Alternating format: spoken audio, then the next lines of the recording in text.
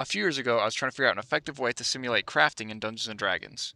The campaign I was running had regular downtime, so I knew it would come up, and I didn't want to have to write a bunch of crafting recipes either. This is what I settled on. A player would tell me what they wanted to craft. For example, a magic sword.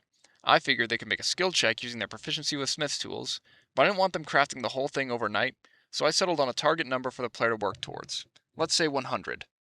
During downtime, the player would make a skill check to see how much progress they had made on the sword. They rolled an 18, great.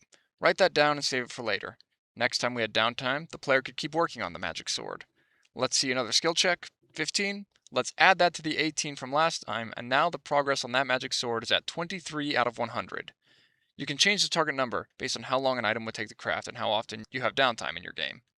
Once that player hits the target number, in our case, 100 out of 100, they've completed their magic sword and can begin using it immediately.